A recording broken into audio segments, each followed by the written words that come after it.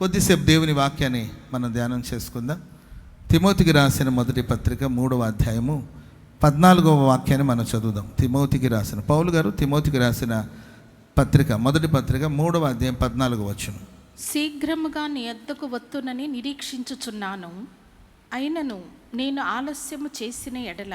శీఘ్రముగా నీ యొద్దకు వత్తునని, రావాలని, వస్తానని నేను నిరీక్షిస్తూ ఉన్నాను.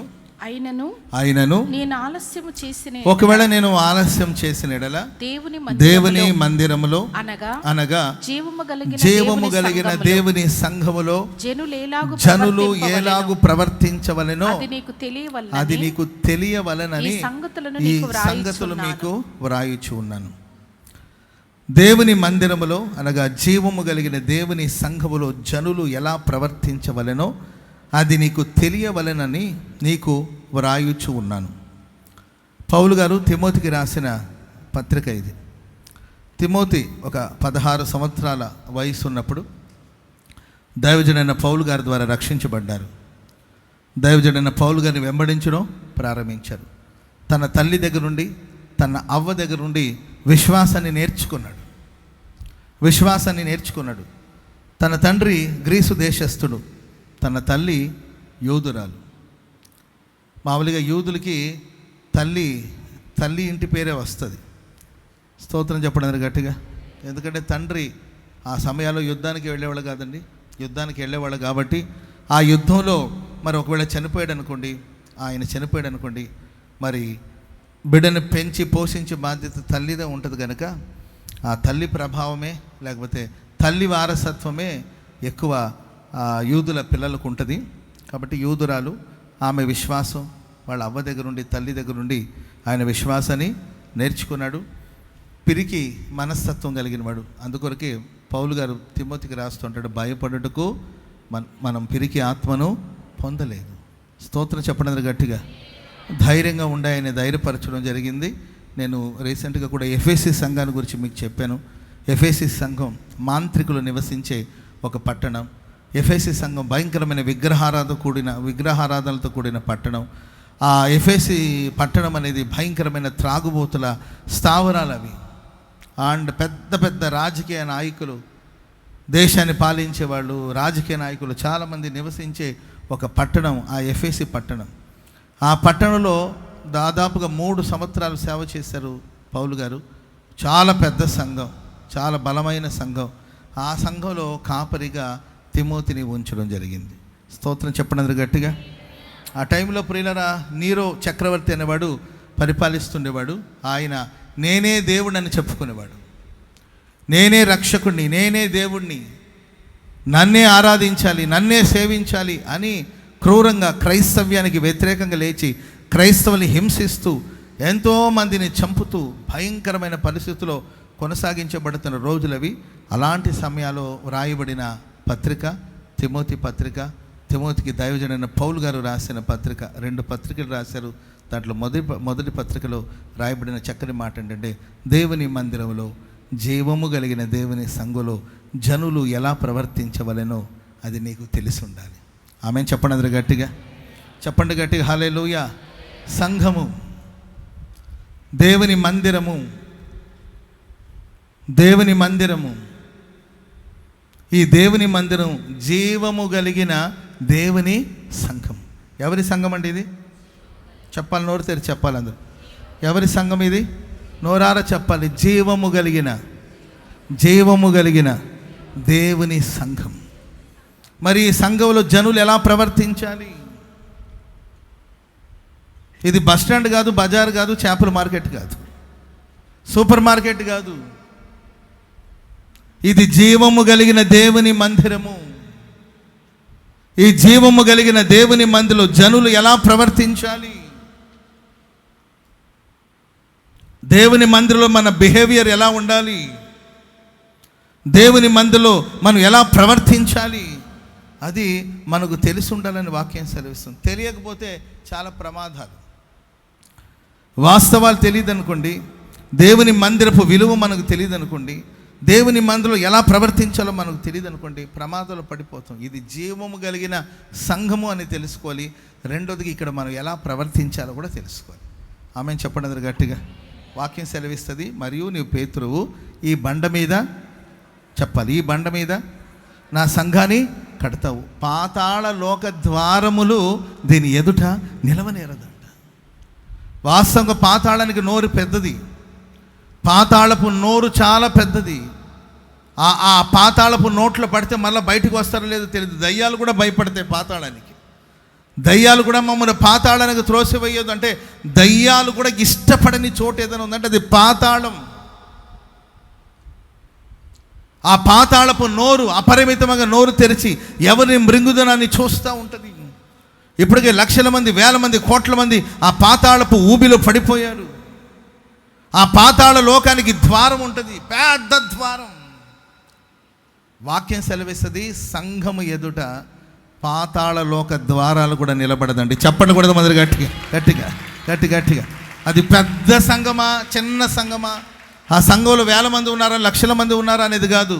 అది చిన్న పూరి గుడిసె కావచ్చు, అది మహిమ కలిగిన దేవుని సంఘము, అది జీవము కలిగిన దేవుని సంఘము. ఆ సంఘము ఎదుట పాతాళ లోక ద్వారములు నిలువ నేరవని వ్రాయబడి ఉంది. సంఘానికి అంత శక్తి ఉంటుంది. ఆసక్తి కలిగి సంఘముగా మనం కూడి ప్రార్థన చేస్తే ఘనమైన కార్యాలు జరుగుతుంది. స్తోత్రం చెప్పండి అందరు గట్టిగా. హల్లెలూయా. ఇంగ్లాండ్ దేశం నుండి హాంకాంగ్ అనే దేశానికి ఒక మిషనరీ, ఒక దైవ సేవకురాలు, ఒక లేడీ, ఒక తల్లి దేవుని సేవ కోసం వెళ్ళారంట. ఎక్కడి నుండి? ఇంగ్లాండ్ దేశం నుండి ఎక్కడికి వెళ్ళారు? హాంకాంగ్ ఆ దేశానికి సేవ కోసం వెళ్ళారంట. ఒక చిన్న గదిని అద్దెకు తీసుకొని అక్కడ సేవ చేయడం ప్రారంభించారు. ఆమె అక్కడ ప్రార్థన చేస్తూ ఒక చిన్న సమూహంగా పోగయి అక్కడ ఆరాధన చేస్తూ స్తుతిస్తూ ప్రార్థన చేస్తూ అక్కడికి వచ్చే యవనస్తులందరికీ సువార్త ప్రకటించడం ప్రారంభించిందండి. సువార్త విన్న చాలామంది యవనస్తులు పెద్ద పెను మార్పు వచ్చిందంట, గొప్ప మార్పు వచ్చింది వాళ్ళకి. ఏంటి వాళ్ళు పొందిన మార్పు ఏంటని చూస్తే, ఆ యవనస్తులందరూ డ్రగ్స్కి అడిక్ట్ అయిపోయి బతుకుతున్నారంట. తల్లి మార్చలేకపోయింది, తండ్రి మార్చలేకపోయాడు. ప్రభుత్వాలు ఎన్నెన్నో కార్యక్రమాలు చేపట్టినా కూడా యవనస్తులు మార్పు రాలేకపోయారండి. డ్రగ్స్ అడిక్షన్ నుండి బయటికి తీసుకురావాలని చెప్పి ఎంతో ట్రై చేసినా మార్పు చెందలేకపోయారంట. కానీ ఆ మేడ మీద జరుగుతున్న ఆ ప్రార్థనకు వెళ్ళిన యవనస్తులు రోజు రోజుకి యవనస్తులు మారిపోయి వాళ్ళు రక్షించబడమే కాకుండా వీధి సువార్త చేస్తూ అందరికీ కరపత్రాలు పంచుకుంటూ సువార్త సేవ చేయడం ప్రారంభించారు చాలా తక్కువ సమయంలో. ఇవన్నీ చూసిన గవర్నమెంట్ ఆశ్చర్యపోయింది. మేము వీళ్ళకి మార్పును అందించలేకపోయాము. వీళ్ళు మారడానికి గల కారణం ఏంటంటే, మిద్దె మీద ఒక చిన్న సంఘం ఉంది, ఆ సంఘంలో ఒక దైవ సేవకురాలు ఉంది, ఆవిడ సేవ చేస్తుంది. ఆమె సువార్త వలన, ఆమె క్రీస్తుని గురించి బోధించిన మాటల వల్ల వీళ్ళందరూ మారిపోతున్నారని తెలుసుకొని గవర్నమెంటే దిగివచ్చి ఆమెతో మాట్లాడారంట. ఇక్కడికి వచ్చే వాళ్ళందరూ మార్పు చెంది సన్మార్గంలో నడిపించబడుతున్నారు. కారణం ఏంటని అడిగితే ఆవిడ చెప్పారంటే, నేను యేసుక్రీస్తుని గురించిన సువార్త ప్రకటిస్తున్నాను. మార్చడానికి నేనెవరు? కన్నవాళ్ళే మార్చకపోతే నేనెక్కడ మార్చగలుగుతాను? మార్చగలిగిన శక్తి దేవుని వాక్యానికి ఉంది కనుక ఆ వాక్యమే వీరిలో మార్పును తీసుకొస్తుంది. స్తోత్రం చెప్పడం గట్టిగా. అప్పుడు ఆ గవర్నమెంట్ వాళ్ళకి అప్పుడు చెప్పారంట, ఇదే మీరు కంటిన్యూ చేయండి. మీ పరిచర్యకు గవర్నమెంట్ తరఫున, ప్రభుత్వం తరఫున ఏం కావాలో అవన్నీ మేము అందచేస్తాము. ఈ దేశంలో ఉన్న యవనస్తులందరూ మారాలి, మీరు సువార్త ప్రకటించండి. మీకు గవర్నమెంట్ ద్వారా ఏ సహాయం కావాలో చెప్పండి, మేము అందిస్తాము.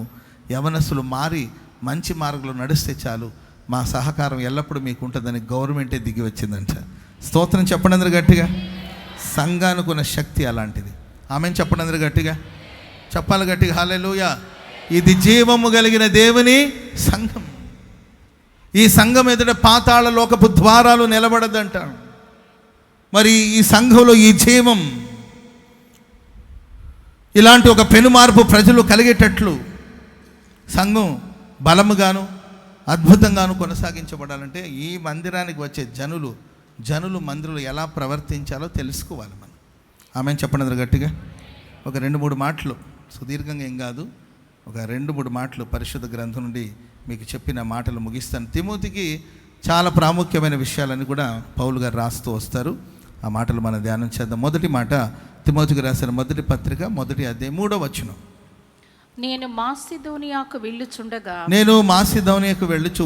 సత్యమునకు భిన్నమైన బోధ చేయవద్దనియు కల్పనా కథలను మితము లేని వంశావళులను విశ్వాస సంబంధమైన దేవుని ఏర్పాటుతో కాక వివాదములతోనే సంబంధం కలిగి ఉన్నది గనుక వాటిని లక్ష్య పెట్టవద్దని కొందరికి ఆజ్ఞాపించుటకు ఎఫెసులో నీవు నిలిచి ఉండమని చెప్పాను.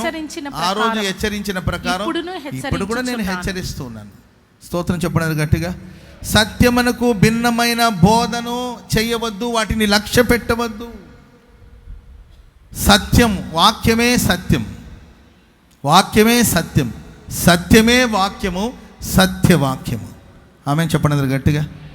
సత్యవాక్యానికి భిన్నమైన బోధ చేయవద్దు, భిన్నమైన బోధ మీద లక్ష్య పెట్టవద్దు అని ప్రజలకి చెప్పు. తిమోతి, నీవు బోధించవలసింది ఏంటంటే సత్యవాక్యానికి భిన్నమైన బోధ. ప్రపంచంలో రకరకాలమైన బోధలు ఉన్నాయండి, రకరకాలమైన ఉపదేశాలు ఉన్నాయి. కానీ మనం అపోస్తుల బోధలో ఉండాలి, అపోస్తుల సహవాసంలో ఉండాలి, అపోస్తులతో మనం రొట్టె విరవాలి, అపోస్తులతో కలిసి మనం ప్రార్థన చేయాలి. మనుషులు ఆరోగ్యకరమైన బోధను ఇష్టపడరండి. దురద చెవి గలవారే తమకు అనుకూలమైన బోధకుల్ని కొంతమంది ఏర్పాటు చేసుకొని వాళ్ళకి అనుకూలంగా చెప్పాలి. ఎవరికి అనుకూలంగా చెప్పాలి? ఎవరికి అనుకూలంగా అండి?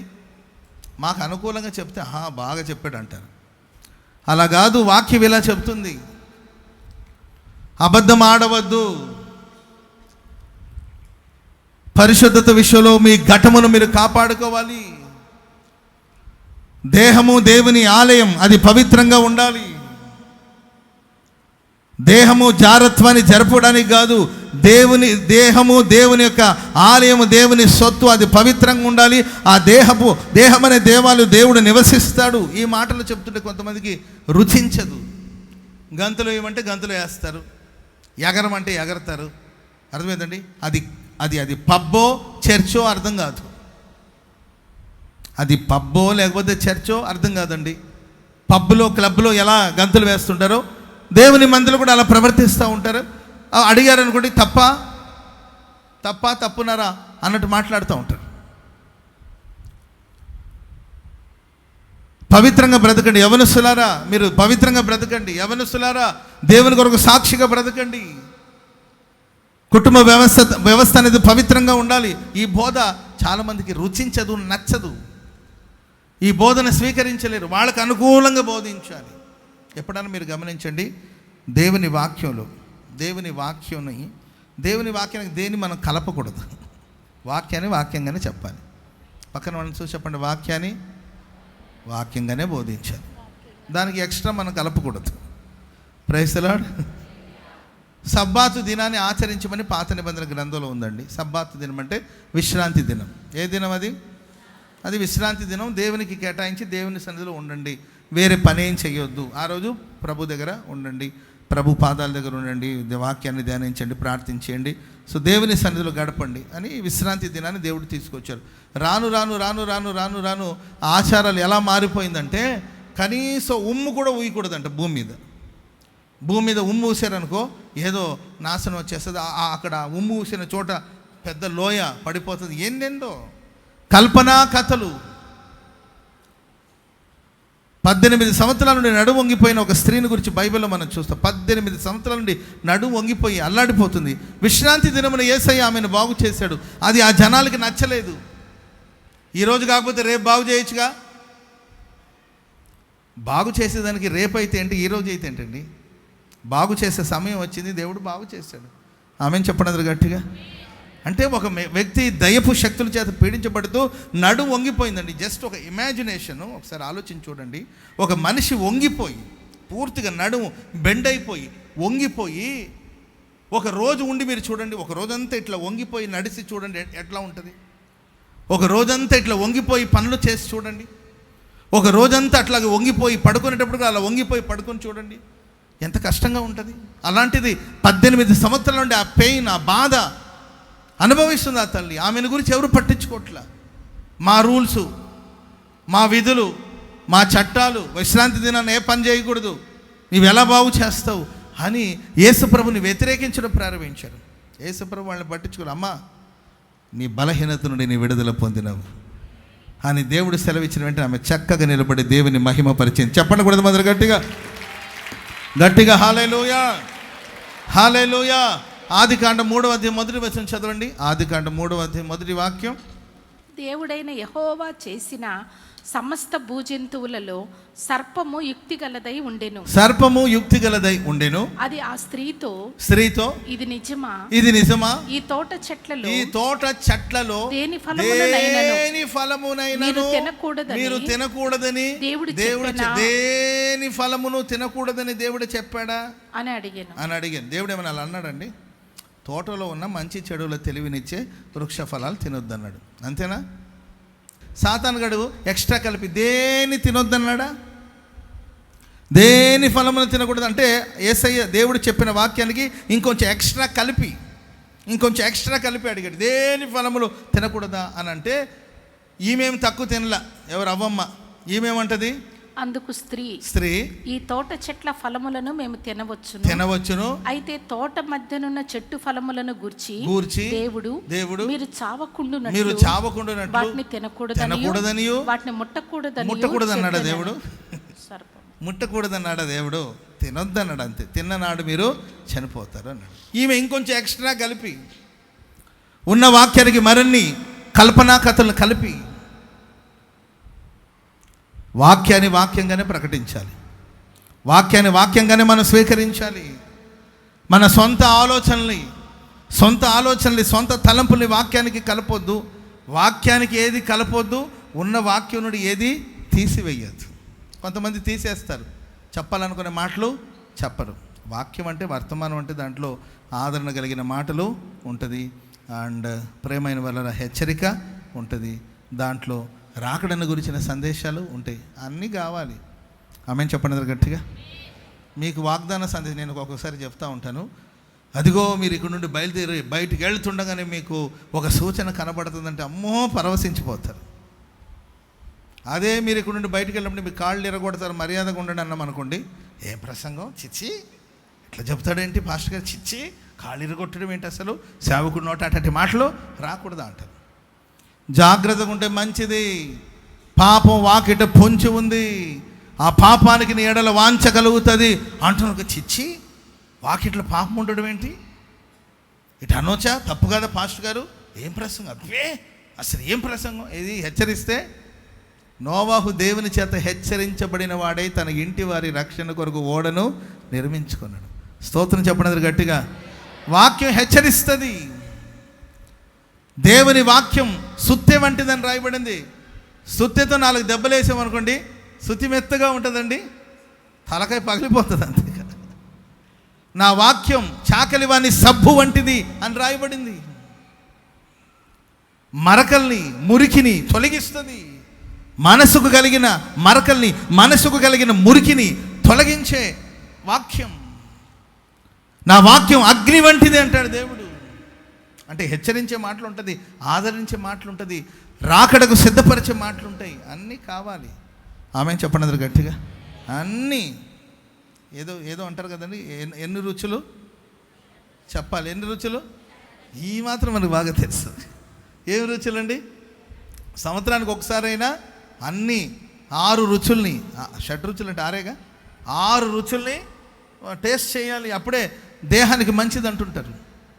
సో దేహానికి అన్ని రకాలైన రుచులు, చేదు కావాలి, తీపి కావాలి, ఒగురు కావాలి, ఆ తర్వాత ఇంకా ఉప్పు కావాలి, కారం కావాలి, పులుపు కావాలి, అన్నీ కలవాలి, అప్పుడే దేహం ఆరోగ్యంగా ఉంటుంది అంటారు పెద్దలు.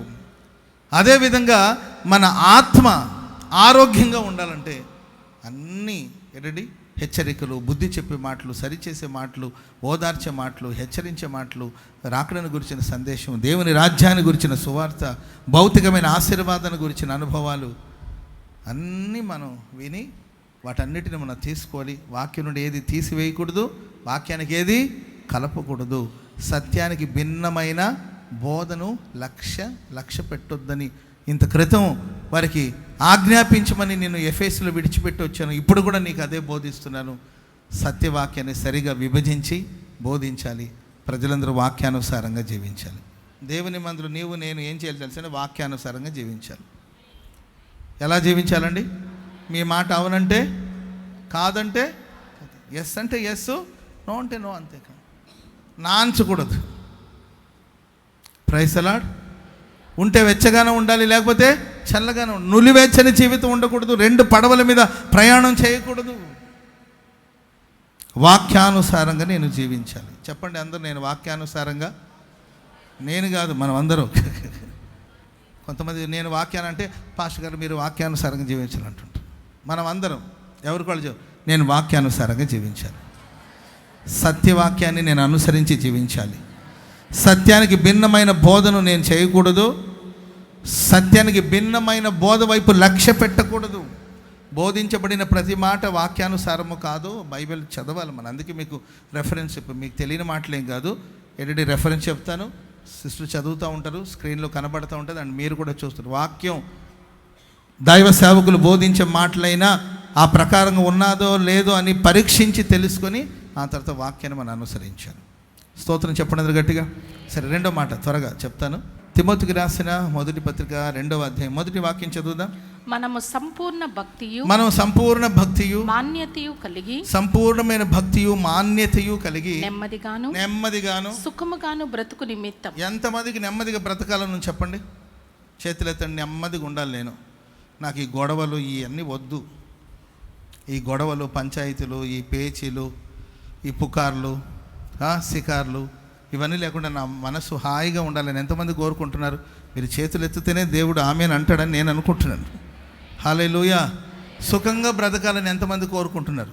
సుఖభోగాలు కాదు, సుఖంగా శుభ్రంగా 3 పూట తినాలి, నెమ్మదిగా టైంకి పడుకోవాలి, ఎర్లీ మార్నింగ్ లేవాలి, ప్రార్థన చేయాలి, మంచిగా చదువుకునే వాళ్ళు చదువుకోవాలి, ఉద్యోగం చేసే వాళ్ళకి చక్కగా ఉద్యోగం చేసుకోవాలి, అక్కడ టెన్షన్ లేకుండా ఉద్యోగం చేసుకోవాలి, వ్యాపారాలు చేసుకోవాలి, వ్యాపారం సుఖంగా బ్రతకాలి. సుఖముతో గడుపు సంవత్సరాలు కావాలని ఎంతమంది కోరుకుంటున్నారు? చేతులెత్తండి. సుఖముతో గడుపు సంవత్సరాలు. Praise the lord. మనం నెమ్మదిగాను సుఖముగాను బ్రతుక నిమిత్తము చదవండి. అన్నిటికని ముఖ్యముగా, అన్నిటికీ చాలా విషయాలు ఉన్నాయి, అన్నిటికన్నా ముఖ్యముగా మనుషులందరి కొరకు. ఒకటి మనుషులందరి కొరకు. ఎవరికండి చెప్పండి? చెప్పాలి. ఎవరి కొరకు?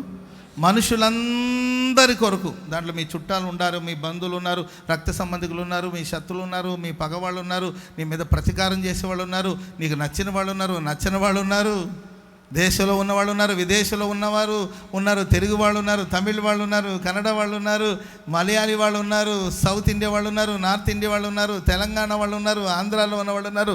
మనుషులందరి కొరకు, రాజుల కొరకును. రెండవదిగా రాజుల కొరకు, అధికారులు. మనుషులందరి కోసం, రాజుల కొరకు, అధికారుల కొరకు విజ్ఞాపనలను, ప్రార్థనలను, యాచనలను కృతజ్ఞతాస్తుతులు చేయవలని హెచ్చరిస్తాను. ఆమె చెప్పండి గట్టిగా. సుఖంగా నెమ్మదిగా బ్రతకాలంటే ప్రియులారా మనం చేయవలసింది ఒకటి, మనుషులందరి కోసం ప్రార్థనలు చేయండి, కృతజ్ఞతాస్తుతులు చెల్లించండి, విజ్ఞాపనలు చేయండి, యాచనలు చేయండి. మనుషులందరి కోసం, రాజుల కోసం, అధికారుల కోసం ప్రార్థన. Praise the lord. ఎవరైనా మనం అంటే మనల్ని వ్యతిరేకించే వాళ్ళు ఉన్నారనుకోండి, నా అభిప్రాయంలో వాళ్ళు కాదు వ్యతిరేకించేది, వాళ్ళ వెనకాల ఒక ఆకాశ మండలాలు సంచరించే దురాత్మసేన. పిల్లలు కొన్నిసార్లు విసిగిస్తూ ఉన్నారనుకోండి, విపరీతంగా విసిగిస్తారు, ఇరిటేషన్ తెప్పిస్తారు. అది వాళ్ళు కాదు, వాళ్ళ వెనకాల ఒక శక్తి పనిచేస్తుంటుంది. ఆత్మీయులు అయితే గుర్తుపడతారు దాన్ని, అజ్ఞానులకు అర్థం కాదు, కానీ ఆత్మీయులు గుర్తుపడతారు ఇది ఈడు మాట కాదు. పిల్లలు కొన్నిసార్లు విసిగిస్తున్నారు కదా, దాని వెనకాల ఏదో శక్తి. భర్త ఊరికి ఇబ్బంది పెడుతున్నాడా, ఆయన వెనకాల ఏదో ఒక శక్తి పనిచేస్తుంది. భార్య ఊరికే చిన్నదానికి పెద్దదానికి చిరాకులు పడుతూ గందరగోళం చేస్తుంది అనుకోండి, దాని వెనకాల ఏదో శక్తి క్రియేట్ చేస్తుంది. దాన్ని గుర్తుపట్టి ఆత్మీయులు ఏం చేస్తుంది, ఆ దురాత్మను గద్దించాలి. ఆమె చెప్పండి గట్టిగా. ఆ దురాత్మ పోయిందనుకో పిల్లలు లోబడిపోతారు అంతే. ఆ దురాత్మ పోయిందనుకో భార్య ఏమైంది నాకు ఏమైంది అంటుంటుంది. ఏమవలేదులే అమ్మా అని చెప్పాలి. ఆ దురాత్మ పోయిందనుకో అమ్మాయి నేనేమన్నా నేను బాధ పెట్టాను అంటాడు, నేనేమన్నా నేను ఇబ్బంది పెట్టాను. ఆ దురాత్మ తొలగిపోయినాడు. అందుకొరకే మనం పోరాడేది మనుషులతో కాదు, ఆకాశ మండలాలు సంచరించే దురాత్మ సేనలతో. సౌలుకి దురాత్మ బట్టి ఆయన ఈటి విసురుతున్నాడు. సౌలుని ద్వేషించలేదండి. సౌలు మీద నా దురాత్మ పోవాలంటే సితారా వాయించాలి. ఆమెను చెప్పండి గట్టిగా. సో కాబట్టి ప్రతిరోజు పిల్లలు బయటికి వెళ్ళేటప్పుడు పిల్లల్ని పట్టుకొని మీరు పిల్లలకి ప్రార్థన చేయలేమనంటే, ప్రభువా నా పిల్లల చుట్టూ నీ రక్త ప్రోక్షణ జరగాలి, నా పిల్లల చుట్టూ మీరు అగ్ని ప్రాకారం వేయండి. అలా ప్రార్థన చేసి పంపండి. నిజం చెప్పండి, అట్లా పంపిస్తున్నారా పిల్లల్ని బయటకు పంపించేటప్పుడు? వాళ్ళు బయటికి రాగానే ఏంటండి కాళ్ళు చేతులు కడుక్కోమని చెప్పి ఆ తర్వాత కూర్చోబెట్టి పిల్లల్ని పట్టుకొని వాళ్ళ కోసం ప్రార్థించి, దేవా నా పిల్లలకి ఏ చీకటి సమీపించకుండా నా పిల్లల చుట్టూ నీవు కంచె వేసి కాపాడండి. స్తోత్రం చెప్పండి అందరు గట్టిగా.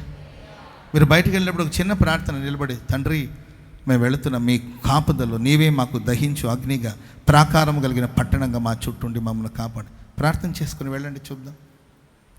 ప్రతి ప్రమాదాల నుండి దేవుడు తప్పిస్తాడు. ఏ చీకటి దరి చేరనివ్వడు, ఏ అపవిత్రత రానివ్వడు. సంహారుడు దేశమంతా జ్వరబడ్డాడు. ప్రతి ఇంట జ్వరబడి ప్రతి తొలి చూలు కుమారుని చంపుతూ వచ్చాడు. కానీ హెబ్రీల గుడారం దగ్గరికి వచ్చేసరికి ఆ రక్తపు గురుతును చూసి దాటి వెళ్ళిపోయాడు. ఇక లోపల ప్రవేశించలేకపోయాడు. కాబట్టి అది మరణం కానీ, సంహారం కానీ, ప్రమాదం కానీ, ఆపద కానీ నీ దగ్గరికి వచ్చినప్పుడు నీ చుట్టూ ఆ ప్రాకారం ఉండాలి, నీ చుట్టూ ఆయన సన్నిధి ఉండాలి, నీ చుట్టూ అగ్ని ప్రాకారంగా దేవుడు ఉండాలి అంటే నీవు ప్రార్థన చెయ్యాలి. ఆమెను చెప్పండి గట్టిగా. భర్త బయటికి వెళ్ళేటప్పుడు ఒక చిన్న ఉండు వస్తాను అని చెప్పి వెళ్ళి ఒక చిన్న ప్రార్థన, దేవా నా యజమానుడు బయటికి వెళ్తున్నాడు, ప్రశాంతంగా వెళ్ళి ప్రశాంతంగా తిరిగి రావు. చిన్న ప్రార్థన చేసి చూడండి. అలా కాకుండా ఆయన బయలుదేరుతుండగానే స్టార్ట్ చేస్తుంది. ఇంకా స్టార్ట్ చేసి ఇక ఆయనకి అసలు నేను ఎందుకు బతికున్నాను అనిపించాలి ఆయనకి. ఆయన బయటికి వెళ్ళేటప్పుడు ఇక బయటికి వెళుతున్నాను నేను తిరిగి కొంపలో కాళ్ళు పెట్టకూడదు అనుకుని వెళ్తాడు. అంత విసుగు కలిగిస్తారు. ఆయన బయటికి వెళ్ళి ఇంటికి రాగానే ఎక్కడికి వెళ్ళా చెప్పు, ఏంది చెప్పేది, చెప్తావా లేదా అని విసిగిస్తుంటే ఇంకా కుటుంబాలు ఆయన ఆల్రెడీ దయ్యాన్ని తీసుకొచ్చి ఉంటాడు, నీవు రెండో దయ్యాన్ని ఎక్కిస్తావు. ఆ 2 దయ్యాలు ఇంకో 10 దయ్యాలు తెచ్చుకుంటుంది. ఇక ఆ ఇల్లు దయ్యాల కొంపగా మారుతుంది. కాబట్టి ప్రేమ స్త్రీలు కానీ పురుషులు కానీ ప్రతి స్థలమందు పవిత్రమైన చేతులెత్తి కోపములను సంశయాన్ని మాని పురుషులు ప్రతి స్థలమందు పవిత్రమైన చేతులెత్తి ప్రార్థన చేయాలంట. స్తోత్రం చెప్పడం గట్టిగా. ఉన్నాయా అక్కడే తిమోతి పత్రికలో ఉంటుంది ఆ మాటలని. ఇంకే చూడమ్మ స్త్రీ చదవండి. పురుషుల గురించి ఏం రాయబడింది? స్థలమందును, ప్రతి స్థలమందు, ఎవరి ప్లేస్ లో ప్రతి స్థలమందును పురుషులు కోపమును సంశయమును లేనివారై, అన్నయ్య కోపములను సంశయములను మాని పవిత్రమైన చేతులెత్తి ప్రార్థన చేయవలని కోరుతున్న. పవిత్రమైన చేతులెత్తి ప్రార్థన చేయాలి. కోపం మానాలి, సంశయం మానాలి. కుటుంబాన్ని అనుమానించకూడదు, భార్యను అనుమానించకూడదు, పిల్లల్ని అనుమానించకూడదు, సంశయానికి చోటు ఇవ్వకూడదు, కోపానికి చోటు ఇవ్వకూడదు. కోపం వచ్చిందనుకో అక్కడ సాతానుగాడు వస్తాడు, అనుమానం వచ్చిందనుకోండి అక్కడ పెనుభూతం వస్తుంది. సంశయం మానాలి, విశ్వాసంతో ప్రార్థించాలి, పవిత్రమైన చేతులెత్తి మొరపెట్టాలి. పురుషులు ఆ స్త్రీల గురించమ్మా. మరియు స్త్రీలు అణుకవయో స్వస్థ బుద్ధియు గలవారై, కొంచెం తగ్గించుకొని స్వస్థ బుద్ధి గలవారై ఉండి తగుమాత్ర వస్త్రము చేత గాని జడలతోనైనను బంగారముతోనైనను. ఆ రోజుల నుండి అక్కడ ఉన్నవాళ్ళు, ఆ ఎఫెసీ నగరంలో ఉన్నవాళ్ళు కానీ జడలు అల్లుకోవడానికి ఇంచుమించు వాళ్ళకి ఒక 4-5 గంటలు పట్టేదంట. 4-5 గంటలకి ఇదే పనిలో ఉండేవాళ్ళంట. జడలు అల్లే పనిలోనే ఉండేవాళ్ళంట, పేర్లు చూసుకునే పనిలోనే ఉండేవాళ్ళంట. Praise lord. అందానికి అంత ప్రాధాన్యతనిచ్చేవాళ్ళు. అప్పుడు కాదు ఇప్పుడు కూడా అంతే. అప్పుడే కాదు ఇప్పుడు కూడా తల వెంట్రుకలకి ఎంత ప్రాధాన్యతనిస్తున్నారు, జుట్టు పెంచడానికి కోసం ఎన్ని ప్రయత్నాలు చేస్తున్నారు. అర్థమైందండి. జడలతోనైనను బంగారముతోనైనను ముత్యములతోనైనను మిగుల వెలగల వస్త్రములతోనైనను అలంకరించుకొనక దైవభక్తి గలవారని స్త్రీలు చెప్పుకున్నట్లు తగినట్లుగా సత్క్రియల చేత తమను తాము అలంకరించుకోవాలి. దేని చేత అలంకరించుకోవాలి తల్లి చెప్పాలి? దేని చేత అలంకరిస్తే? సత్క్రియలు, మంచి క్రియలు. జడలు అల్లుకున్నాము, విలువైన బంగారం ధరించుకున్నాము, కాస్ట్లీ డ్రెస్ ధరించుకున్నాము, చెప్పులు మొదలుకొని క్లిప్పుల దాకా మ్యాచింగ్ ధరించుకున్నాము. అనేదాన్ని కాకుండా సత్క్రియలు, మంచి క్రియల చేత వాళ్ళని వాళ్ళు అలంకరించుకోవాలి. స్త్రీలు మౌనంగా ఉండి సంపూర్ణ విధేయతతో నేర్చుకోవాలి. స్త్రీలు నేర్చుకోవాలి. స్త్రీ మౌనముగా ఉండవలసినదే కానీ ఉపదేశించుటకైనను పురుషుని మీద అధికారము చేయుటకైనను దేవుని సన్నిధికి వచ్చినప్పుడు స్త్రీలకి పురుషులకు మధ్యలో యూదుల సమాజ మందిరంలో ప్రియుల స్త్రీలకు పురుషుల మధ్యలో ఒక తెర ఉండేదంట. ఏముండేదండి? అటు పురుషులు ఉండండి, ఇప్పుడు మనకు తెరలేదు కానండి, అటు పురుషులు ఉన్నారు, ఇటు స్త్రీలు ఉన్నారు. స్త్రీలలో పురుషుల్లో స్త్రీలు కూర్చోకూడదని చెప్తుంటాం కాబట్టి పురుషులందరూ ఇటువైపు ఉన్నారు, స్త్రీలంతా ఇటున్నారు. వాళ్ళ సమాజంలో కూడా ఇలాగే ఉండేది, కానీ వీళ్ళకి మధ్యలో ఒక తెర ఉండేదంట. వీళ్ళకి ఏదైనా అర్థం కాకపోతే ఏమయ్యో అంటే అవతల ఉండే ఏందే అనేవాడట. ఏందో చెప్పాడుగా పౌలు గారు, ఏంటంటుంటే చెప్తాను ఆగమంటే ఈ గోల ఎక్కువగా ఉంటుంది. అందుకే పౌలు గారు అంటారు, కొంచెం మౌనంగా ఉండి మీరు ఏమైనా నేర్చుకోవాలంటే ఇంటికి వెళ్ళిన తర్వాత భర్త దగ్గర అడిగి తెలుసుకొని నేర్చుకోవాలి. స్తోత్రం చెప్పడం గట్టిగా. అండ్ ఆ రోజుల్లో స్త్రీలకు చదువు కూడా పెద్దగా ఉండేది కాదంట. సో నేర్చుకోవాలి, స్త్రీలు నేర్చుకోవాలి. ఊరికే అనవసరమైన విషయాలకి మన ప్రాధాన్యతనివ్వకుండా సత్క్రియల చేత వాళ్ళని వాళ్ళు అలంకరించుకోవాలి అని పౌలు గారు బోధిస్తూ వస్తారు. ప్రేమైన వాళ్ళరా, వాక్యం సెలవిస్తుంది, మనుషులందరి కోసం, రాజుల కొరకు, అధికారుల కొరకు ఎల్లప్పుడూ యాచనలను, ప్రార్థనలను, కృతజ్ఞతాస్తుతులను చేయాలని హెచ్చరిస్తాం. కనుక ప్రార్థన చేయండి సమయం దొరికినప్పుడల్లా. మీ మీ మీ నోటీస్లో ఉన్నవాళ్ళు, మీకు తెలిసిన వాళ్ళని ఒక బుక్ ఒకటి తీసుకొని వాళ్ళ పేర్లన్నీ రాసుకొని, మీ నోటీస్లో ఉన్నవాళ్ళు, దైవ సేవకుల కోసం అండ్ సంఘంలో మీకు తెలిసిన వాళ్ళ కోసం వాళ్ళ పేర్లు రాసుకొని, వాళ్ళ ఫోన్ నంబర్లు తీసుకొని వాళ్ళకి ఫోన్ చేసి ఏం చేస్తున్నా, అయిపోయిందా వంట, ఏం కూర వండావు, ఏం కూర వండితే నీకేంటి చెప్పండి, ఏం కూర వండావు, బాగా వచ్చిందా, కొంచెం కూర పంపుతావా, ఈ కాదు. ఫోన్ నంబర్లు తీసుకొని వ్యర్థమైన సంభాషణ పెట్టుకుంది. ఒక బుక్ తీసుకొని నీకు తెలిసిన వాళ్ళ పేర్లను రాసి, నీకు సమయం దొరికినప్పుడు ఒక 1/2 అవర్ 1 అవర్ అలా కూర్చొని ఒక్కొక్క పేరు చెప్పి, ప్రభువా దైవజల అబ్రహం పాస్టర్ గారిని కృపతో జ్ఞాపకం చేసుకోండి, వారి కృపనివ్వండి, సేవలు బలపరిచి వాడుకోండి. ప్రభువా పలానా దైవ సేవకురాల్ని ప్రేమకు గారిని జ్ఞాపకం చేసుకోండి. Praise the lord. దేవా మా వాలంటరీ గ్రూప్లో పలానా సిస్టర్ గారు ఉన్నారు, ఆవిడ చాలా మంచిదయ్యా, ఆమెకి మంచి చేయండి ప్రభువా. మా వాలంటీర్స్ గ్రూప్లో ఒక రౌడీది ఉంది ప్రభువా, దాన్ని ఎవడు మార్చలేకపోతున్నాడు తండ్రి, దేవా ఆమె నీవు మార్చునైనా, ఎట్లా చేయాలి? Praise the lord. రౌడీది ఉంది ప్రభా, దాని కాళ్ళు చేతులు ఎర్రగొట్టేనాయన, అది రేపు నుండి మా గ్రూప్లోకి రాకూడదు ప్రభువా, మా గ్రూప్లో రాకుండా దానికి క్రాప్ వేయండి ప్రభువా. ఇట్లా కాదు, ప్రార్థన చెయ్యాలి. వాళ్ళ కోసం మంచివాళ్ళు ఉంటారు, బలహీనలు ఉంటారు, బలవంతులు, వీళ్ళందరి గురించి మేము మంచి మనసుతో ప్రార్థన చేసామనుకో, మనం ప్రార్థన చేసిన మనుషుల మీద మనకు పగ ఉండదండి. నాకు తెలిసి నేను నమ్మే సిద్ధాంతం ఏంటంటే, నేను ఒకరి కోసం ప్రార్థన చేశాను, అతని మీద నేను ప్రార్థన చేసిన మనిషిని నేను ద్వేషించగలుగుతానా? చెప్పాలి. నేను ప్రార్థన చేసిన వ్యక్తి గురించి నేను వాళ్ళని ద్వేషించగలుగుతానా? ద్వేషించలేను. అందుకొరకే మనం వాళ్ళ కోసం ప్రార్థన చేసిస్తే వాళ్ళు ఎంత మనల్ని బాధ పెట్టినా వాళ్ళని మనం మన శత్రువుల లిస్టులో కాకుండా మన మిత్రుల లిస్టులో పెట్టేసుకుంటాం. హల్లెలూయా. సో కాబట్టి మనం ఒక మంచి ప్రేమతో, అభిమానంతో వాళ్ళ దగ్గరికి వెళ్తే వాళ్ళ ఉన్న దుష్టత్వం తొలగిపోతుంది.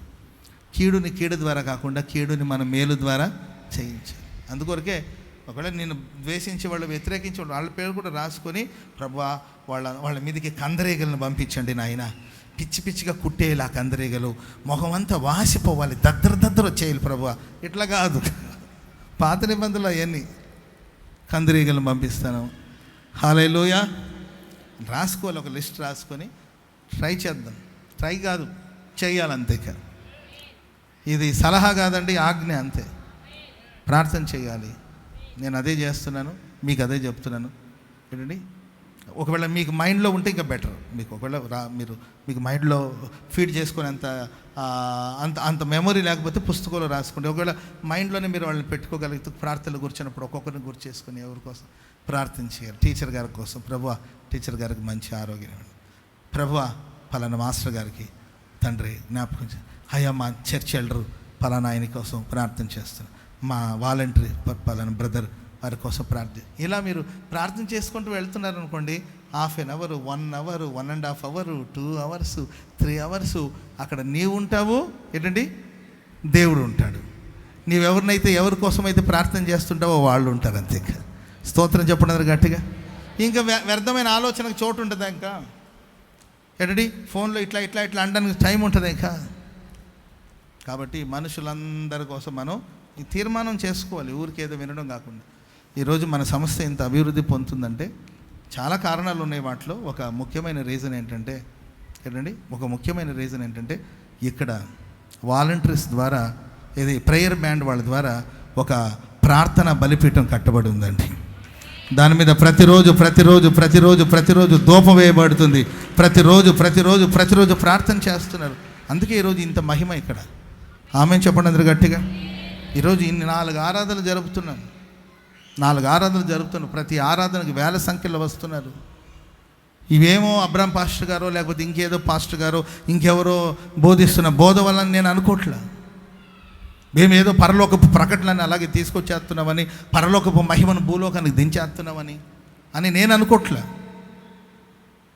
ఇక్కడ చేయబడుతున్న ప్రార్థన బట్టి ఈ స్థలమందు ఆకాశపు వాకిట్లో తెరవబడుతుంది.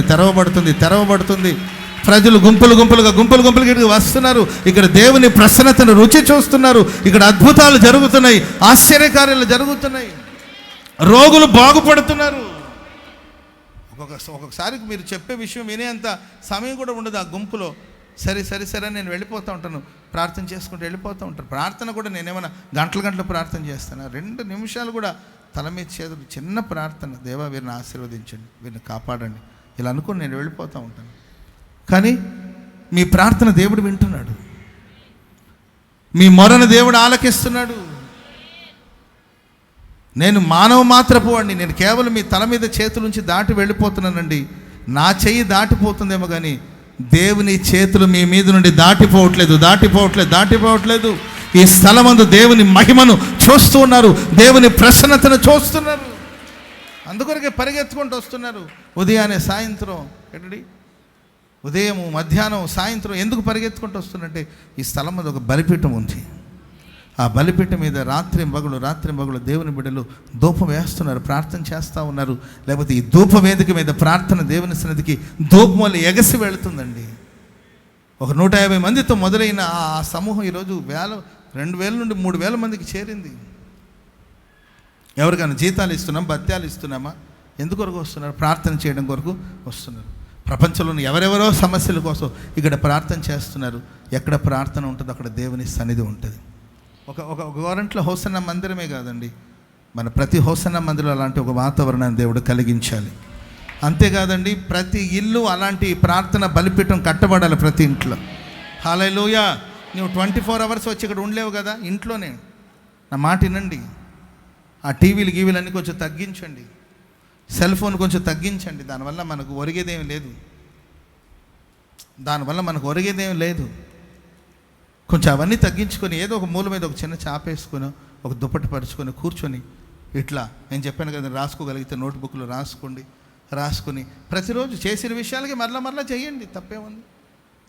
అందరి పేర్లు తలంచుకొని ప్రార్థన చేయండి. నీవు క్షేమంగా ఉంటావు, నీవు ఆరోగ్యంగా ఉంటావు, నీ ఇల్లు దేవుని మందిరముగా మారుతుంది. హల్లెలూయా. ఆ ఇంట్లో ఆకాశానికి నిచ్చెన వేయబడుతుంది. ఆ ఇంట్లోనికి దేవదూతలు దిగుతూ ఉంటారు, ఎక్కుతూ ఉంటారు. అంతేకాదు, ఎందుకు దిగి వచ్చారంటే నీవు చేసే ప్రార్థన అంటే తీసుకెళ్ళడానికి వస్తారు వాళ్ళు. హల్లెలూయా. ఎందుకు వస్తారంటే ఆయన ఇచ్చిన సందేశాన్ని మీకు ఇవ్వడానికి కోసం వస్తారు. అప్పుడు ఇల్లు గొప్ప ధననిధిగా ఉంటుంది, ఒక ప్రశాంతమైన స్థావరంగా మారుతుంది. అప్పుడు నీవు సుఖంగా ఉంటావు, అప్పుడు నెమ్మదిగా ఉంటావు. నీ ఇంట్లో అడుగుపెట్టే వాళ్ళు ఆశీర్వదించబడుతుంటారు, లోపలికి వచ్చేటప్పుడు దీవించబడతారు, బయటకు వెళ్ళేటప్పుడు దీవించబడతారు. ఇంట్లోకి రాగానే నీ భర్తకు ఒక ప్రశాంతమైన అనుభూతి కలుగుతుంది. ఇంటికి రాగానే నీ పిల్లలంతా కూడా ప్రశాంతమైన వాతావరణంలోకి వచ్చేస్తారు. ఎందుకంటే ఆ ఇంటి చుట్టూ రక్తపు కోట ఉంటుంది. దరిద్రత రాదు, శాపం రాదు, చీకటి లోపలికి రాదు. ఇల్లు ఘనంగా ఉంటుంది, ఒక ప్రశాంతమైన అనుభూతిని మీరు పొందగలుగుతారు. సో కాబట్టి ఎప్పటి నుండి స్టార్ట్ చేద్దాం చెప్పాలి? ఈ రోజు నుండి. ఈరోజు ఇంటికి వెళ్ళి ఈరోజు 10 నిమిషాలతో స్టార్ట్ చేయండి. ఎంతసేపు అండి? 10 నిమిషాలు. ఇంటికి వెళ్ళగానే ఇప్పుడు మీరు వెళ్ళేసరికి 10 అవుతుంది. ఇంటికి వెళ్ళి ఒక 10 నిమిషాలతో స్టార్ట్ చేయండి. ఒక వారం రోజు 10 నిమిషాలు చేయండి. ఆ తర్వాత ఒక 15 నిమిషాలకు పెంచండి. ఆ తర్వాత ఒక అరగంటకు పెంచండి. ఆ తర్వాత ఒక 45 నిమిషాలకు పెంచండి. ఆ తర్వాత ఒక గంటకు పెంచండి. ఇట్లా పెంచుకుంటూ వెళితే ఈ సంవత్సరం ముగించే లోపల నువ్వు గంటలు గంటలు గంటలు గంటలు గంటలు గంటలు దేవుని సన్నిధిలో కూర్చొని ప్రార్థన చేసే పెద్ద ప్రార్థన వీరుడుగా వీరురాలుగా మార్చబడతావు. హల్లెలూయా, చెప్పండి గట్టిగా హల్లెలూయా. నేను ఉదయకాలం కూడా చెప్పాను, మెట్లు ఎక్కినట్లు స్టెప్ బై స్టెప్ మెట్లు ఎక్కినట్లు ఒక్కొక్క మెట్టే ఎక్కండి. ఒకేసారి నీవు ఏంటండి ఒకేసారి నీవు 10 మెట్లు ఎక్కాల్సిన అవసరం లేదు. లేకపోతే లిఫ్ట్లో వెళ్ళినట్లు వెళ్ళాల్సిన అవసరం లేదు. ఒకరోజు ఒక 5-5 నిమిషాలు పెంచుకుంటూ వెళ్ళండి. 5-5 నిమిషాలు ప్రార్థన పెంచుకుని వెళ్ళండి. మీ జీవితంలో మార్పు రాకపోతే మీరు వచ్చి నన్ను అడగండి. హల్లెలూయా. లైవ్లో కార్యక్రమాన్ని చూస్తున్న మీకు కూడా ఇది కేవలం ఇక్కడ కూర్చున్న వాళ్ళకి కాదు. ఈ రోజు నుండి ప్రారంభించండి. ఈ రోజు నుండి ప్రార్థన చేయండి. ఈ రోజు నుండి ఒక 10 నిమిషాలు ఒక పావు గంట కేటాయించండి ప్రార్థన కోసం.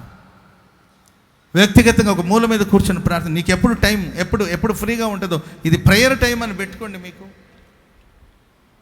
మీకు ఎవరికైనా ప్రేయర్ టైం ఉందా? చేతులు ఎత్తండి. నిజం చెప్పాలి, అబద్ధాలు చెప్పకూడదు. ఉంటే ఏంటండి ప్రేయర్ టైం ఒకటి ఏర్పాటు చేసుకోండి.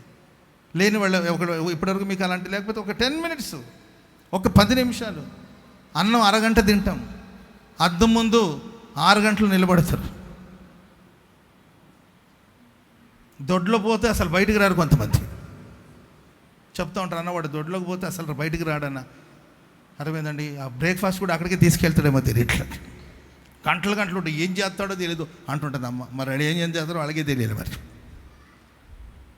అనవసరమైన వాటి కోసం గంటలు గంటలు గంటలు గంటలు సమయాన్ని వేచి ఒక 15 మినిట్స్, ఒక 10 మినిట్స్, ఒక 10 నిమిషాలతో స్టార్ట్ చేయండి. సరిగ్గా మీరు ఈ సంవత్సరం ముగించే లోపల పెద్ద ప్రార్థన పరులుగా మార్చబడతారు. సుఖంగా ఉంటారు, మీరు నెమ్మదిగా బ్రతుకుతారు. మీకు శత్రువులు ఎవరు ఉండరండి. శత్రు క్రియలన్నిటిని దేవుడు లయపరుస్తాడు. దేవుని దయను పొందుకుంటారు, మనుషుల దయను పొందుకుంటారు. హల్లెలూయా. జీవము కలిగిన దేవుని సంఘంలో జనులు ఎలా ప్రవర్తించాలో వారికి బోధించాలి. ఆమెను చెప్పండి గట్టిగా. ఇంకొక చిన్న మాట చెప్పి ముగించేస్తాను. తిమోతికి రాసిన మొదటి పత్రిక 1వ అధ్యాయం 18వ వాక్యాన్ని చదువుదామా. నా కుమారుడైన తిమోతి, నీవు విశ్వాసమును మంచి మనస్సాక్షిని కలిగిన వాడే నిన్ను గురించి ముందుగా చెప్పబడిన ప్రవచనములు చొప్పున ఈ మంచి పోరాటమును పోరాడవలనని బట్టి ఆజ్ఞను నీకు అప్పగించుచున్నాను. మంచి పోరాటం పోరాడాలి. మంచి మనస్సాక్షి కలిగిన వాడై మంచి పోరాటం పోరాడాలి. హల్లెలూయా. మనకి ఏ మనస్సాక్షి ఉండాలండి? మంచి మనస్సాక్షి. కొంతమందికి వాత వేయబడిన మనస్సాక్షి ఉంటుందంట. ఏ మనస్సాక్షి అండి? కొంతమంది చూడండి, ఎంత చెప్పినా, ఇప్పుడు నేను ఇంత ప్రసంగం చేస్తానా, బయటికి వెళ్ళంగానే గేట్ దగ్గర దులిపేసుకుని వెళ్ళిపోతాను. 10 నిమిషాలు ఆయన అంతే అంటుంటాడు. Praise lord. బ్రహ్మణ అంతే అంటాడు. సమాధానం అంటే ఆయన అంతే అంటుంటాడు. మన గొడవలు మనకుంటాయి. Praise lord. భర్త, అమ్మాయి ఈరోజు చూసావా ఆయన ఎంత బాగా చెప్పాడు, మనం సమాధానం ఉన్నట్టు నా కోసం ప్రార్థించారట. ఆయన అంత అంటుంటాడు. కానీ నాకు అంత టైం ఆడని చెప్పు, నీ కోసం ప్రార్థన చేసి నీ ప్రార్థన నీవే చేసుకుని నా ప్రార్థన నేను చేసుకుంటా. అర్థమైందండి. దులిపేసుకుని వాత వేయబడిన మనస్సాక్షి. ఆపరేషన్ చేసేటప్పుడు మత్తు ఇంజెక్షన్ ఎక్కిస్తారండి. వెన్నెముకలు ఎక్కడో ఒక మత్తు ఇంజెక్షన్ ఎక్కిస్తారు. అప్పుడు దేహం అంతా మొద్దుబారిపోతుంది. దేహం ఎలా మారిపోతుందండి? మొద్దుబారిపోతుంది. అప్పుడు ఏ కత్తి తీసుకొచ్చి కోసినా చలనం ఉండదు. కొంతమందికి తెలుస్తూ ఉంటుంది ఆపరేషన్ చేసేటప్పుడు. చూస్తూనే ఉంటారు ఆపరేషన్ చేస్తూ ఉంటారు. ఇదిగోనండి, ఇది మీ పొట్ట, ఈ పొట్టలో ఇది అమ్మో ఇంత పెద్ద పొట్ట అంటుంటారు. ఇదిగోనండి మీ పొట్టలో ఇంత పెద్ద గడ్డు ఉందంటే ఎంత పెద్దది ఎట్టుందండి డాక్టర్ గారు అంటుంటారు. మాట్లాడుతూనే ఉంటారు. అంటే కోస్తున్నా ఏంటండి, నరుగుతున్నా, విరగొడుతున్నా, సుత్తితో కొట్టినా, గొడ్డలతో నరుగుతున్నా కూడా వాళ్ళకి ఏం అర్థం కాదు. రంపంతో కోస్తూ ఉంటారు. కొన్నిసార్లు రంప పెట్టి కోస్తుంటారు, ఎముకల్ని కత్తి పెట్టి కోస్తూ ఉంటారు. ఎందుకంటే మొద్దుబారిపోయి ఉంటుంది. ఏం చేసినా చలనం ఉండదు. ఆత్మీయ జీవితంలో కొంతమందికి వాత వేయబడిన మనసాక్షి. వాళ్ళకి ఎంత కఠినంగానే ఆయన అంతే అంటుంటాడులే, టైం ఎంత అయింది చూడు, ప్రైజ్ లార్డ్, టైం ఎంత అయింది చూడు, టీలు ఏమైనా పెట్టారా బయట, పెట్టరా, టీలు ఏమైనా పెట్టారా చూడమ్మాయి, స్టార్ట్ చేశారు చూడు, మనం టీ తాగేసి వచ్చేద్దాం. Praise lord. ఏ మనసాక్షి ఇది? వాత వేయబడిన మనస్సాక్షి. ఇలా ఉండకూడదండి, మనకు మంచి మనస్సాక్షి ఉండాలి. తిమోతి మంచి మనస్సాక్షి కలిగిన వాడే. కొంతమంది ఈ మనస్సాక్షిని మంచి మనస్సాక్షిని త్రోసివేసి విశ్వాస విషయంలో ఓడ బద్దలైపోయిన వారి వలె ఉన్నారు. వాళ్ళలో ఎవరెవరున్నారు? హుమనయ్యును అలెగ్జాంద్రును ఉన్నారు. హుమనైన వాడు, అలెగ్జాంద్రు వాడు ఉన్నాడు. వీళ్ళు దూషించబడకుండా శిక్షింపబడుటకు సాతానునకు అప్పగించితిని. చూడండి, పౌలు గారు వాళ్ళని సాతాను, కొంతమందిని మార్చలేనప్పుడు ఏం చేస్తారంటే సాతానుకు అప్పచెప్పేశారు. అది భయంకరమైన పరిస్థితి.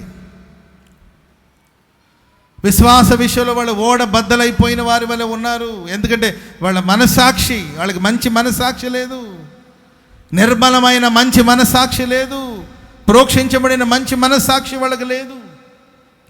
వాత వేయబడిన మనస్సాక్షి ఎన్నిసార్లు గద్దించినా లోబడరు, ఎంత బుద్ధి చెప్పినా లోబడరు. చెడిపోయిన మనస్సాక్షి, చెడిపోయిన మనస్సు కలిగిన వాళ్ళు, మంచి మనస్సాక్షిని తోసివేశారు. వాళ్ళు పౌలు గారిని ద్వేషించారు, పౌలు గారికి వ్యతిరేకంగా లేచారు. పౌలు గారే వాళ్ళని మార్చలేకపోయాడు. కొంతమందిని ఎవరు మార్చలేరు, అంతే. అందుకే పౌలు గారు చివరికి వాళ్ళని అపవాదికి అప్పచెప్పేశారు. కనుక మనస్సాక్షిని మనం చాలా జాగ్రత్తగా కాపాడుకోవాలండి. మంచి మనస్సాక్షి కలిగిన వాడు ప్రతి చిన్నదానికి స్పందిస్తాడు. అది ఏసన్ గారు చెప్తూ ఉంటారు. ఒక ఆమె ఏసన్ గారు ఆ ఊరికి వెళ్ళగానే, అన్నా ఏసన్నా పాపం చేశానన్నా అని ఏడ్చిందంట. అన్నకే ఏంటండి ఆ మాట వినేసరికి ఏదోలాగా అనిపిస్తుంది. అమ్మా ఏంటమ్మా పబ్లిక్లో ఎలా మాట, అన్నా ఏసన్నా పాపం చేశానన్నట్టు. అమ్మ ఇంటికి వెళ్ళి ఇంటి దగ్గర మాట్లాడు, రోడ్లో ఎందుకు, ఇంటి దగ్గర బయలుదేరు, అక్కడికి వస్తారు మాట్లాడతారు. రోడ్డు మీద చూసి వాళ్ళు ఏమనుకుంటారు, ప్రార్థనకు వచ్చాము ఏం పాపం చేసిందో అనుకుంటారు. ముందు ఇంటికి నడు అని ఇంటికి వెళ్ళిన తర్వాత ఏమైందమ్మా అని అడిగితే, ఏసన్నా పాపం చేశారన్నా, ఈ పాపిగా బతకూడదు అని ఏడుస్తుంట. అమ్మ బతికే సంగతి తర్వాత ఏం చేసి చెప్పండి, నా కొడుకు, అవును నీ కొడుకు ఏమైంది, నీ కొడుకు ఏమైందంటే, నా కొడుకు నేను గాడిద అని తిట్టానట. అర్థమైందండి, కొడుకుని ఒరే గాడిద అని తిట్టారంట. దీనికి అంత ఫీల్ అయిపోతుంది. నిజమే, అది మంచి మనసాక్షి అండి. అర్థమైందండి. అట్ట అనుకుంటే మీ గురించి నేనేం చెప్పాలి. ఆ పిల్లల్ని ఎన్ని తిట్లు తిట్టుంటారో, అమ్మాయిని ఎన్ని తిట్లు తిట్టుంటారో, అబ్బాయిని ఎన్ని తిట్లు తిట్టుంటారో, భర్తలకు ఎన్ని శాపనార్థాలు పెట్టుంటారో, ఏంటండి అత్తకి ఎన్ని శాపనార్థాలు పెట్టుంటారో, కోడల్ని ఎన్ని శాపనార్థాలు పెట్టుంటారో, ఏమి పట్టించుకుంటే పెద్ద ముసుకేసుకుని ఇక్కడ వచ్చి ఎగురుతున్నారు. అదేదండి మనసాక్షి. చేసిన చిన్న తప్పును కూడా మనసాక్షి మనకు చెప్తే ఇది తప్పు అని మనకు చెప్తుందండి. మంచి మనసాక్షి కలిగిన వాడైతే వెంటనే దాన్ని సరి చేసుకుంటాడు. Praise the lord. వాత వేయబడిన మనసాక్షులు కాదు, ఎన్ని తప్పులు చేసినా ఇది కూడా తప్పేనా? Praise the lord. చేసేదే దొంగతనం. Praise the lord. కొంతమంది ఉన్నారు దొంగతనానికి వెళ్ళొచ్చి, అన్న చిన్న ప్రార్థన చేయండి అన్న, మా ఇంటికి భోజనానికి రండి అంటుంటారు. బ్రదర్ మీరు ఏం చేస్తారు? మేము చేసే దొంగతనం అన్న. తప్పుగా బ్రదర్ అంటే, మా వృత్తి అన్న, ఇది మా కుల వృత్తి, ఇది మాతోనే కాదు, మా పూర్వీకులందరూ ఈ పనే చేసుకుంటూ వచ్చారు, మేము అదే చేస్తున్నాం, మా పిల్లలు ఇది మాకు తప్పేం కాదు, మా కుల వృత్తి ఇది. Praise the lord. తప్పు కాదమ్మా, ఎవరు సొమ్మకూడదు సోకకూడదు అంటే ఏం చేద్దామన్నా, మా వృత్తి ఇది. సో కాబట్టి మీరు కూడా ప్రార్థన చేసి పంపించండి. మా రాకపోకల దేవుడు తోడుగా ఉండాలి. ఎవరి చేతికి మేము దొరకకుండా, మేము వెళుతుండే కెమెరాలన్నీ కూడా టప ఆగిపోవాలి. ఎవరికి అంటపడకుండా మేము సురక్షితంగా వెళ్ళి సురక్షితంగా వచ్చి మీరు ప్రార్థన చేశారనుకోండి, ఈ దొంగతనం అంతా చూసుకుని మేము వచ్చిన తర్వాత మా ఊర్లో ఒక పెద్ద సభ పెట్టాలనుకుంటున్నాం. మీరే రావాలి. మీరు రాకపోతే మేము అస్సలు ఊరుకోం. మీరు రావాలని, అమ్మా బ్రదర్ మీరు చేసేదే తప్పుడు పని, అది మా కుల వృత్తి అన్న, అదే ఇదేనంట. ఆత్మలు నశించిపోతున్నాయి అన్నయ్య, నశించిపోతున్న ఆత్మల గురించి అంటే ప్రైజ్ ది లార్డ్. హల్లెలూయా. అంటే వాళ్ళకి అది తప్పు అనిపించట్లేదంట, అది తప్పు అనుకోవట్లే వాళ్ళు. మనసాక్షి వాత వేయబడిపోయింది. అరే వాడు కష్టార్జిత, వాడు దేనికోసం దాచాడు, దాని వెనకాల వాడికి ఏ పెయిన్ ఉందో, ఏ బాధ ఉందో మనం తీసేసుకుంటే ఎట్లా? ఆ సంపాదించినోడు ఎంత కష్టపడ్డా తప్పు కదా, మంది కాదు కదా. పరుని సొమ్ము పాము లాంటిదని లోకం అంటది. నీ పొరుగువాన్ని దేని ఆశించొద్దని బైబిల్ చెప్తుంది కదా. మరి దాని సంగతి ఏంటి? నేను ఇప్పుడు వచ్చి ఆ ఊర్లో ఏమని చెప్పాలి వాక్యం? Praise the lord. మరలా అన్న మా ప్రయాణాల కోసం ప్రార్థన చేయండి అన్న.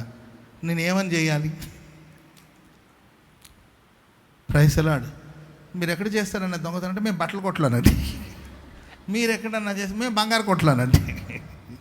మీరు ఎక్కడ చేస్తారు? మేము కిరాణా కొట్లు చేస్తామండి.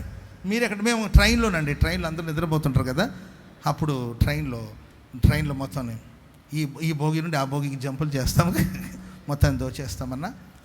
అంత దేవుని కృప అన్న. మేము ఒకప్పుడు దీని స్థితిలో. హల్లెలూయా. కాబట్టి మనసాక్షిని కాపాడుకుందాం. ఆమె చెప్పడం గట్టిగా. ఎగ్జాంపుల్ చెప్తున్నా, వాళ్ళ గురించి చెప్తుంటే మనం నవ్వుతున్నాం.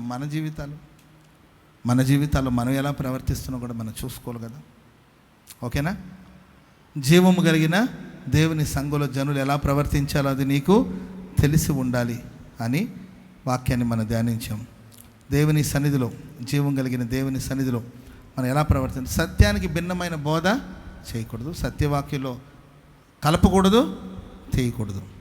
రెండవదిగా అందరి కోసం మనుషులందరి కోసం ప్రార్థన చేయాలి. మూడవదిగా మంచి మనసాక్షి కలిగి ఉండాలి. లేచి నిలబడండి, ప్రార్థన చేసుకుందాం. పరిశుద్ధుడా యేసయ్యా, నీకు స్తోత్రములు తండ్రి. ఈ యొక్క 4వ ఆరాధనని ఆశీర్వాదకరంగా జరిగించినందుకై నీకు స్తోత్రాలు చెల్లిస్తున్నాం. మీ సేవకుని ద్వారా నువ్వు మాట్లాడిన ప్రతి మాటను బట్టి ప్రభువా నీకు వందనాలు తండ్రి. మరి జీవము కలిగిన దేవుని సంఘములో జనులు ఎలాగూ ప్రవర్తింపవలెనో అయ్యా నువ్వు తేటగా మీరు మాకు బయలుపరిచినందుకై ప్రభువా నీకు స్తోత్రములు. పరిశుద్ధాత్మదేవా, మరి తండ్రి అయ్యా మేము సత్యమునకు అయ్యా భిన్నమైన బోధలో ఉండకూడదని నువ్వు మమ్మలను హెచ్చరించినందుకు నీకు స్తోత్రం. నీ వాక్యమే సత్యము. నీ వాక్యమునకు ఏది కలపకూడదు, ఏది తీసివేయకూడదని కూడా నువ్వు సెలవిచ్చినందుకు నీకు స్తోత్రం.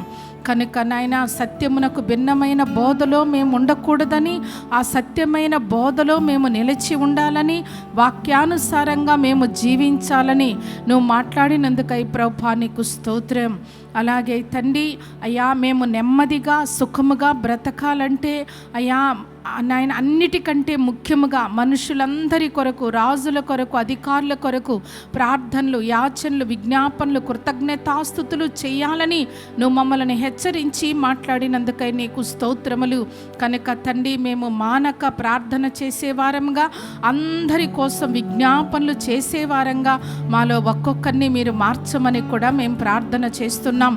పురుషులైతే కోపమును సంశయమును లేనివారై పవిత్రమైన చేతులెత్తి ప్రార్థన చేయాలని కూడా నువ్వు సెలవిచ్చావు. స్త్రీలైతే అనుకువయు స్వస్థ బుద్ధియు గలవారై ఉండి తగుమాత్రపు వస్త్రముల చేతనే కానీ అయా మిగుల వెలగల వస్త్రములతో అలంకరించుకోకూడదని, జడలతో బంగారుతో ముత్యములతో అలంకరించుకోకూడదని, సత్క్రియల చేతనే అలంకరించుకోవాలను సెలవిచ్చినందుకు స్తోత్రం. కనుక ఈ జీవము గల దేవుని మందిరములో ఉన్న మేము అయ్యా పురుషులు ఎలాగూ ప్రవర్తించాలో, స్త్రీలు ఎలాగూ ప్రవర్తించాలో నీ వాక్యం ద్వారా మాతో హెచ్చరించినందుకై ప్రభువా నీకు స్తోత్రం. అలాగే మేము మంచి మనస్సాక్షి కూడా కలిగి ఉండాలని సెలవిచ్చావు ప్రభువా. కొందరైతే ఆ మంచి మనస్సాక్షిని త్రోసివేసి విశ్వాస విషయమై ఓడ బద్దలైపోయిన వారి వలె అయా చెడిపోయి ఉన్నారు. వారిలో హుమనయ్యును అలెక్సేంద్రును ఉన్నారు. వీరు దూషింపబడకుండా శిక్షింపబడుటకై సాతానుకు అప్పగించి తినని పౌలు ఎంతగానో దుఃఖపడినాడు నాయన. హుమనయ్యును వలె, అలెక్సేంద్రు వలె ఈ జీవము కలిగిన దేవుని మందిరములో ఎవ్వరూ ఉండకూడదు ప్రభువా. పరిశుద్ధాత్మదేవ, మంచి మనస్సాక్షి ఒక్కొక్కరికి మీరు దయచేయండి అయ్యా. వాత వేయబడిన మనస్సాక్షి ఎవ్వరిలో ఉండకూడదు ప్రభా, సహాయము చేయండి అయ్యా. ఈ జీవము కలిగిన దేవుని మందిరములో, ఈ సంఘములో మేము వాక్యానుసారంగా జీవించాలని, అన్ని విషయములలో మేము ప్రార్థనలు, విజ్ఞాపనలు చేయాలని మంచి మనస్సాక్షి కలిగి ఉండాలని నువ్వు మమ్మల్ని హెచ్చరించి సెలవిచ్చావు. ఈ ఆత్మీయ అనుభవాలు వాక్యం విన్న నాకు మాకందరికీ మీరు దయచేయండి. సత్ప్రవర్తన చేత సత్క్రియల చేత మమ్మల్ని మేము అలంకరించుకోవడానికి కూడా కృపనివ్వమని వేడుకుంటున్నాం.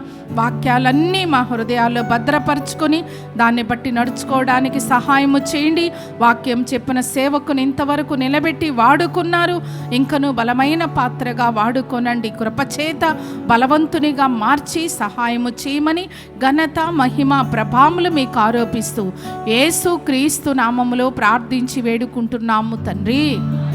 ఆమేన్. ఆమేన్. ఆమేన్.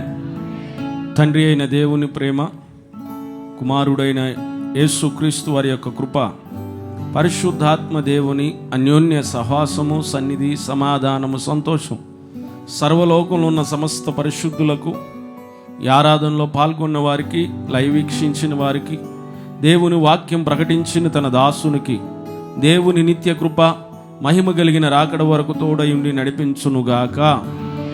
ఆమేన్. ఆమేన్. లేలుయా, లేలుయా, లేలుయా.